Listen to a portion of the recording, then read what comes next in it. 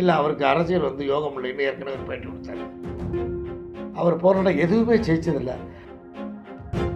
நீங்கள் அமைதியாக விசுவாசியாக இருங்க, பிரச்சாரம் பண்ண வேணாம், நாக்கில் சனி இருக்குன்னு கூட சொல்லிக்கலாம்.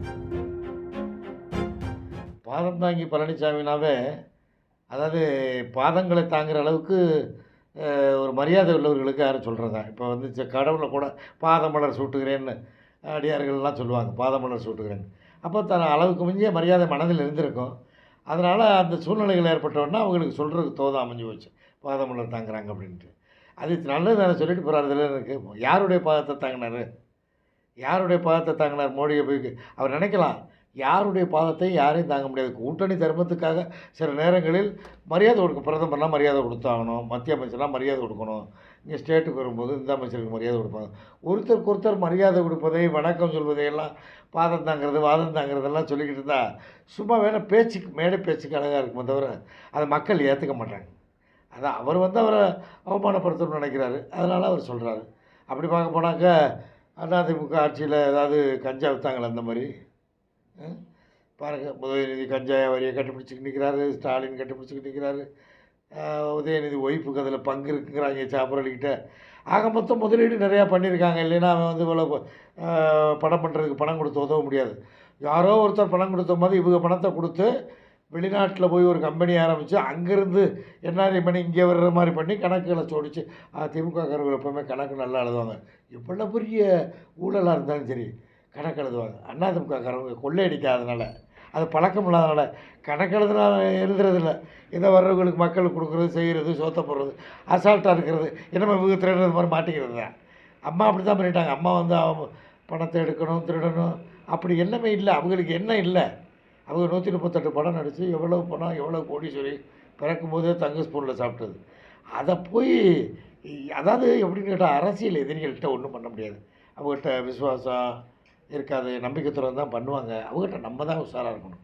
அது மாதிரி இப்போ சென்ற இடமெல்லாம் நாங்கள் போகும்போது அதிமுக ஒரு புது எழுச்சி ஏற்பட்டு, அது எடப்பாடி மேலே பெரிய நம்பிக்கை வச்சுருக்காங்க மக்கள். ஏன்னா இவ்வளவு பிரச்சனைகளுக்கு, இவ்வளோ பிரச்சனை, கட்சி உடஞ்சி அது உடஞ்சி, பொதுக்குழு இது அனைத்து இந்திய அண்ணா திராவிட முன்னேற்ற கழகத்தில் பொதுச் செயலாளராகி இன்றைக்கி கட்சியை சிறப்பாக வழிநடத்தி அழகாக பேசுகிறார். இப்போ மீட்டிங்களெல்லாம் சரியான விளக்கங்களை கொடுத்து மக்கள் முழு நம்பிக்கை எடப்பாடியார் மேலே வச்சுட்டாங்க.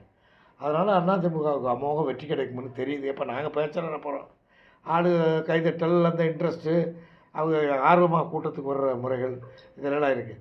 அதனால் பொதுவாகவே இப்போ டோட்டலாக பார்த்திங்கன்னா திமுகவுக்கு கெட்ட பேர். எலக்ட்ரல் பாண்டை முறைக்கவும் அப்படி பண்ணுறாங்க இப்படி பண்ணுறாங்க அப்படிங்கிறாங்க. இவர் 600 கோடியாக வாங்கிட்டு வந்தாங்க. அதாவது இவங்ககிட்டமோ ஒன்றுமே செய்யாத மாதிரியே பேசுவாங்க. திமுகவில் அப்படித்தான்.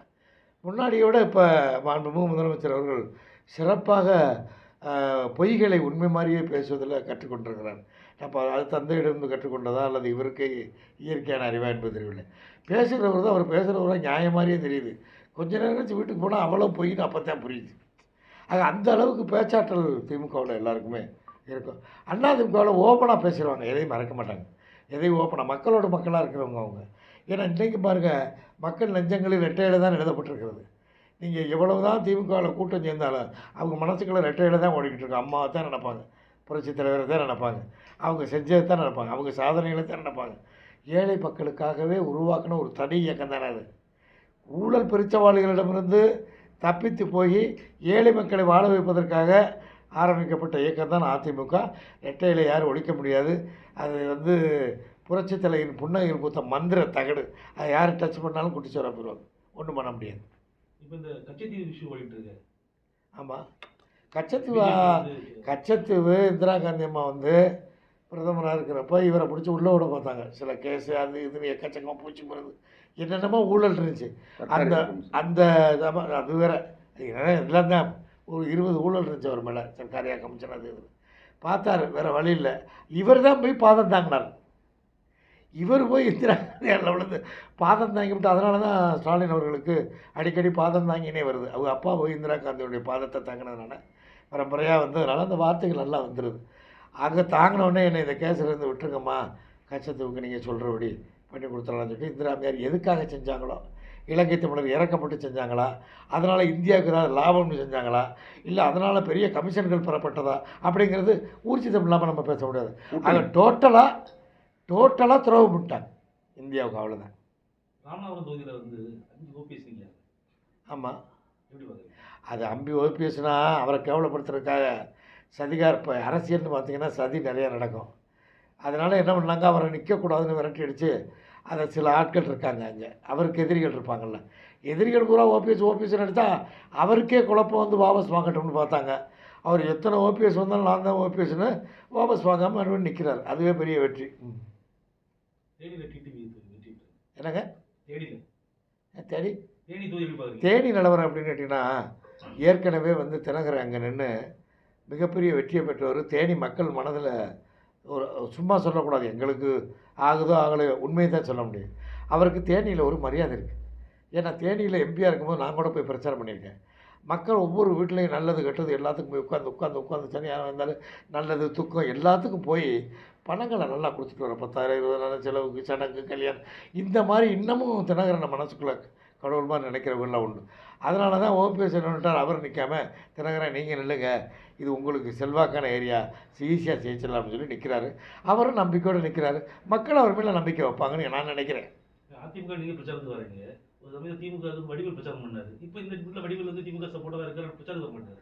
இல்லை, அவருக்கு அரசியல் வந்து யோகம் இல்லைன்னு ஏற்கனவே ஒரு பேட்டி கொடுத்தாரு. இப்போ அவரை வந்து திமுகவில் சேர்த்தோன்னா அம்மா யார் இதுக்கு ஆப்பரண்ட்டுன்னு பார்த்தாங்க. எனக்கு தகவல் வந்து வீட்டில் இருந்தே வந்து என்னை கூட்டிகிட்டு போனாங்க. எதுக்குன்னு தெரியல, பயந்தேன். அம்மா கூப்பிட்றாங்களே, ஏதாவது தப்பாக பேசிட்டோமா, அடிக்க போகிறாங்க என்னென்னு பயந்தேன். அப்புறம் வீட்டில் கூட்டிகிட்டு போனால் வேறு மாதிரி மாறிச்சு போனால் நம்ம போன இடமெல்லாம் வெற்றிகரமாக போன இடமெல்லாம் ஜெயிச்சிச்சு. வடிவேல் போன கால் வச்சோடனே தோற்று போச்சு. எல்லாமே தோற்றதுனால அவரே ராசி இல்லைன்னு அவரே முடிவு பண்ணி போகிறதில்ல. அது மட்டும் இல்லை, அவர் போன இடம் எதுவுமே ஜெயிச்சதில்லை. அதனால் முதலமைச்சரை கூட நீங்கள் அமைதியாக விசுவாசியாக இருங்க, பிரச்சாரம் பண்ண வேணாம், நாக்கில் சனி இருக்குன்னு கூட சொல்லிக்கலாம். அதிமுக அந்த தேர்தலில் எத்தனை இடத்துல வெற்றி பெறும்னு நினைக்கிறீங்க? அத்தனை அதிமுக எத்தனை இடத்துல வெற்றி பெறும்? அதிமுக எத்தனை இடத்துலன்னு இப்போ சொல்ல முடியாது. ஜனங்கள் கூடுற பார்த்தா அவங்க நிற்கிற அத்தனை இடத்துலையுமே வெற்றி பெறுற மாதிரி இருக்குது. நாங்கள் கணக்கு போட்டு பென்சிலில் எழுதி வாக்கு சீட்லாம் சேர்த்து வாக்கலை. ஆனால் கூட்டத்தை பார்த்தால் மெஜாரிட்டி இப்போ எத்தனை இடத்துல நிற்கிறாங்க? தனியாக 32 இடத்துல இருக்காங்க. கூட்டணியா? கூட்டணி 38 39 பாண்டிச்சேரி கிட்டத்தட்ட திமுகவும் வேகமாக வேலை செய்கிறாங்க.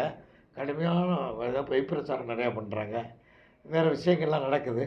இருந்தாலும் ஆனால் அந்த அதிமுக திமுக எதிர்பார்க்குறத விட அதிகமான சீட்டுகளை பெறுவாங்க. திமுகவோட அதிக சீட்டு பெறுற கூட வாய்ப்பு இருக்குது. திமுகவும் அதிமுகவும் போட்டியா, திமுகவும் பிஜேபி போட்டியா? திமுகவுக்கும் அதிமுக அந்த பிஜேபியை போட்டியாக நினைக்கிறது இல்லை. அவங்க வந்து எப்படின்னா ரொம்ப காலமாக முயற்சி பண்ணுறாங்க. தமிழ்நாட்டில் காலணும், தமிழ்நாடு ரொம்ப பிடிச்சி போச்சு பிஜேபிக்காரங்களுக்கு. அது மோடிக்கு ரொம்ப பிடிக்கும். காரணம் என்னென்னா, அவர் ராம பக்தர். இங்கே ராமேஸ்வரம் இருக்குது, அதிகமான விஷ்ணு கோயில்கள் இருக்கிறதுனால அவர் சுற்றுப்பயணம் பண்ணிக்கிட்டு ஒரு பாசத்தில் விசுவாசத்தில் இருக்கலாம். அல்லது தமிழ்நாட்டில் இவ்வளவு இந்த பிடிக்கணுங்கிற எண்ணம் கூட இருக்கும். அதனால் அவ்வளோ வைராக்கியம். இந்தியா பூரா நம்ம பிடிச்சிக்கிட்டு இருக்கோம். இங்கே பெரியார் இருக்கிறாங்க, அண்ணாங்கிறாங்க, கடைசி அவங்க சொல்கிறதுக்கு தான் ஓட்டு போடுறாங்க. இதை ஒரு தடவை அதை ஜெயிக்கலாங்கிற எண்ணம் கூட இருக்கலாம். தமிழ்நாடு ரொம்ப ஒரு சக்தி வாய்ந்தது, தொழில்துறை பெரிய ஊர், ஒரு விசுவாசமிக்க ஊர். ஒரு தடவை பிடிச்சி நல்லது பண்ணிட்டால் வரிசையாக மறக்காமல் ஓட்டு போடுவாங்க நம்பிக்கை அவருக்கு இருக்குது. அதனால் அவர் 3வது பெரிய கட்சியாக நம்ம இந்தியாவில் நம்ம தான் பிரதமராக இருக்கோம், ஆனால் நமக்கே வாய்ப்பு இல்லையா அங்கே அப்படிங்கிற மாதிரி ஒரு எண்ணத்தில் இருக்கார். இல்லை, டேக்ஸ் கட்டுறதுல இந்தியாவிலேயே ஒரு 2வது அதிகம் நம்ம இப்போ மகாராஷ்டிராவுக்கு அடுத்து தொழில்துறை பெரிய போச்சு. ஏன்னா தமிழ்நாட்டு மக்கள் அறிவுபூர்வமான மக்கள். இப்போ கன்னியாகுமரியே எடுத்துக்கோங்க. கன்னியாகுமரியில் தான் அப்போ அதிகமாக படித்தவங்க, மிக கண்ணியமிக்கவர்கள், ரொம்ப படித்த அறிவாளிகள் இங்கே இருக்கிற ஊர். தமிழ்நாட்டிலேயே இங்கே தான் படித்த மாணவிகள் பெரிய பெரிய போஸ்ட்லாம் இருக்காங்க. அப்படி இருக்கும்போது தமிழ்நாட்டை பொறுத்த வரைக்கும் அவர் மோடி அவர்களுக்கு, ஒரு பிரதமர் அவர்களுக்கு ஒரு எண்ணம் இருக்குது, இதை எப்படியாவது பாரதியை பிடிக்கணும்னு. ஆனால் பிடிக்க முடியாது, அதுதான் கஷ்டம்.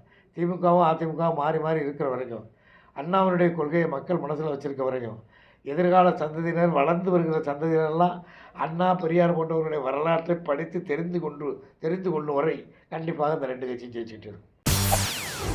செய்திகளை உடனுக்குடன் தெரிந்து கொள்ள உடனே சப்ஸ்கிரைப் பண்ணுங்க.